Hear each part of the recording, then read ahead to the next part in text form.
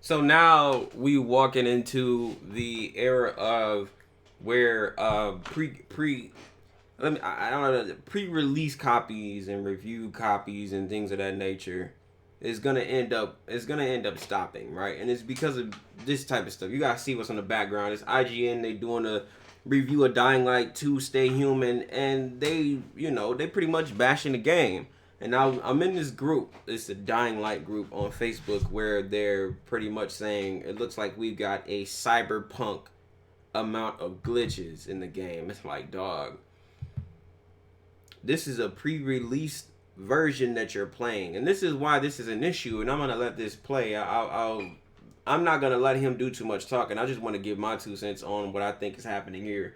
This is ridiculous, right? And I think developing companies should stop doing this. Not only because, not that they need to cater to the smaller channels, but not only because they, in a way, this kind of shits on smaller content creators because when you have people, and I love the Rad Brad. I am not bashing the Rad Brad. If I was the Rad Brad, I would take whatever opportunity I can to play a game as early as possible. So I'm not bashing him. I'm talking more so on the developers. The developers gave the Rad Brad a review copy or a review state or what the fuck ever he got. He was playing the game early. I'm assuming it's something that only a few select people was able to access, right?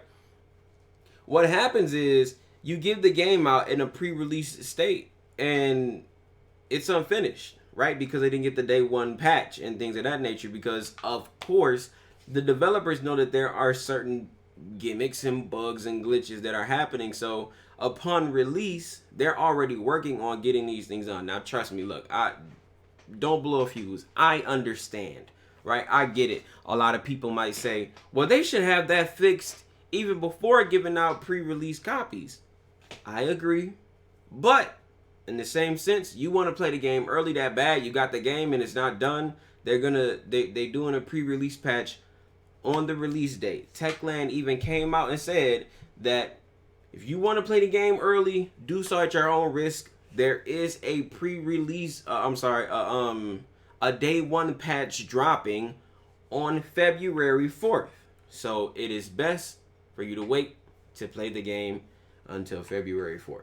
Now, don't get it twisted. I am not in any way absolving Techland because if you ask me, I think this is wrong. And if you can see, of course, look in the background, you guys see all of the messes going on. Guy falling through the map, and he's pretty much going to be talking about moments in which you're doing a quest and you get locked out of the quest, and mid cutscene, the dialogue just stops and you're sitting there waiting and all of that. Now this is what pre-release copies are for. Of course, for some of those people who are looking to review the game and give everybody a bit of insight in regards to what they experienced. Not this. This right here, I think this is wrong, especially on IGN's part. Like, you don't need to make a whole video about the pre-release state of a game, bro. Like, and then this part right here, he was saying when you're talking to somebody on a walkie-talkie, sometimes you get this weird noise that just blocks out all of the dialogue from the character on the other end of the walkie-talkie. Fine, I get it. Yeah, you're mad, you're upset. We're all anticipating Dying Light 2. I'm excited. You're excited. She's excited. He's excited. We're all excited. I'm going to play the shit out of the game when it drops. Trust me, I am. I might not be uploading no content because I'm just noticing that shit's a little different and I got to take a different approach to stuff.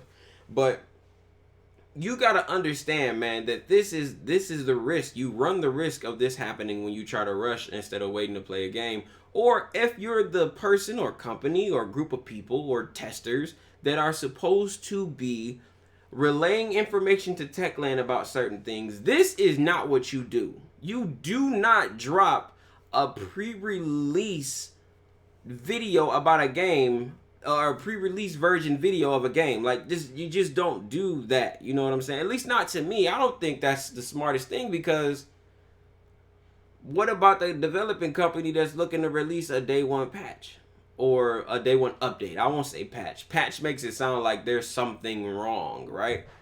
And it's just in the pre-release state. They know, these are the things that you just have to relay to Techland. Me personally, Techland, if you want to call me, I'll be a video game tester for y'all. You'll never have to worry about nothing like this. Because I'm going to relay the information straight to y'all because I'm a consumer, right? I want the best.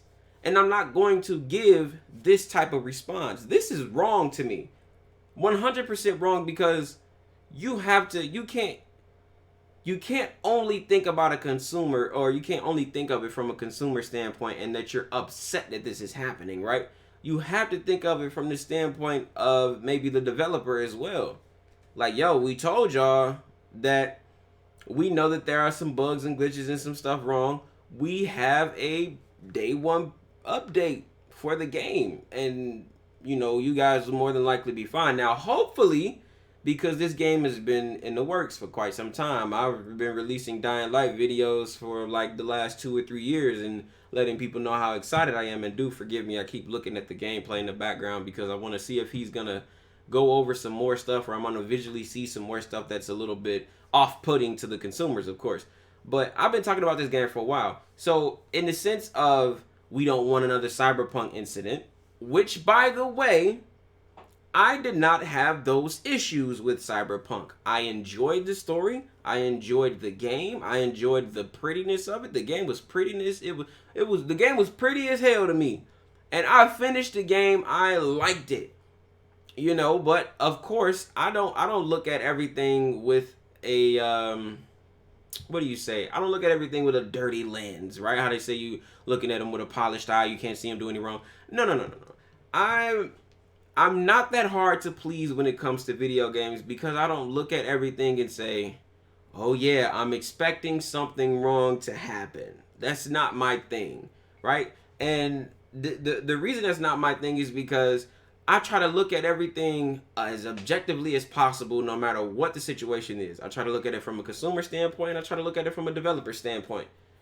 Because I'm aspiring to be a developer. I'm writing a game. So I want to be able to have people's understanding, especially the masses, the audience, the consumers. I want to be able to have an understanding, like, hey, give us some time. We're working on it. Now, CD Projekt Red, I'm talking about CD Projekt Red is because people were comparing this pre-release version of the game to Cyberpunk, right?